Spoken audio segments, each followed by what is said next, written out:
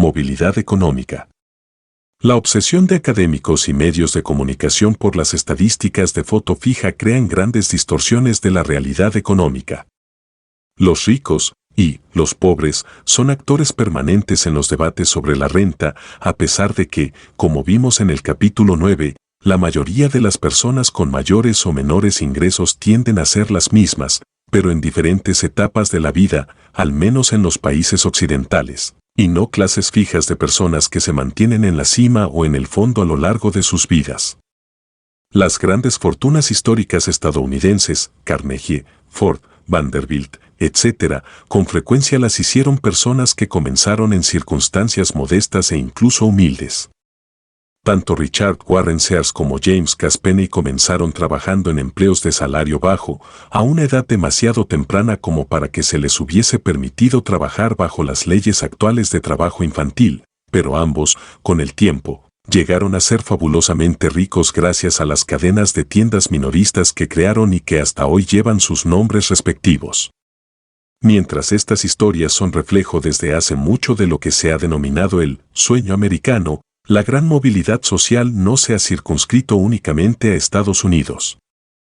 Incluso en una sociedad tan supuestamente de clases como la británica, un estudio de las 1000 mayores fortunas de Gran Bretaña halló que el 70% fueron ganadas y no heredadas.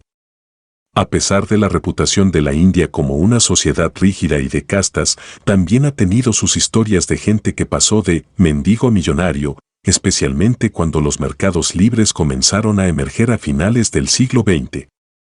A comienzos del siglo XXI, incluso las personas de las castas bajas de la India, los Dalit, antes conocidos como los intocables, estaban ascendiendo en el galopante sector informático.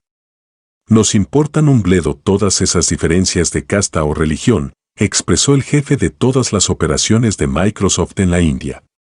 Este desarrollo tampoco se ha circunscrito exclusivamente al sector de la alta tecnología.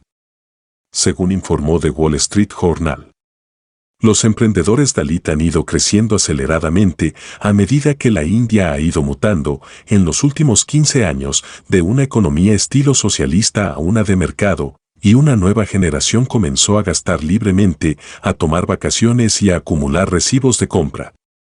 Esto ha creado oportunidades para que los Dalit abran hoteles y restaurantes, así como para que encuentren empleo como fontaneros, electricistas, mecánicos de aire acondicionado y trabajadores de la construcción. En muchos países del mundo, estas historias han sido muchas veces vistas como meros ejemplos de buena suerte individual de personas excepcionales. Pero el aspecto fundamental es la gran ventaja para cualquier sociedad de poder aprovechar los talentos de personas de toda la gama social para desarrollar su economía y así elevar los estándares de vida de la población en su conjunto. Eso es lo que Carnegie, Ford, Sears y Penny hicieron en Estados Unidos, y lo que personas sencillas o pobres han comenzado a hacer en la India cuando comenzó a avanzar en la dirección de mercados más libres, a finales del siglo XX. Infosys fue creada por 6 ingenieros informáticos indios con un capital total de $600 y creció hasta que la empresa llegó a valer $15,000 millones. Otro emprendedor indio nacido en un barrio que no tenía teléfono, electricidad ni agua potable, Sam Pitrouda, llegó como pudo a Estados Unidos y allí se convirtió en un millonario de las telecomunicaciones. Posteriormente, volvió a la India y comenzó a revolucionar el sistema de telefonía anticuado y burocrático del país que pasó de tener solo 2,5 millones de teléfonos para 700 millones de personas en 1980 a 5 millones de teléfonos en 1990. Antes del final de la década llegó a tener 20 millones de teléfonos, mientras las larguísimas listas de espera para adquirirlos habían prácticamente desaparecido. El que Pitrouda hiciese una fortuna durante este proceso es una nota al pie de la historia. Lo que hizo para millones de otras personas en la India es histórico. Tanto allí como en Estados Unidos, los consumidores jamás le habrían pagado el dinero con el que construyó su fortuna si no hubieran valorado lo que recibieron de él más de lo que valoraban el dinero que pagaron. Su fortuna no es nada comparada con lo que creó para la sociedad en su conjunto.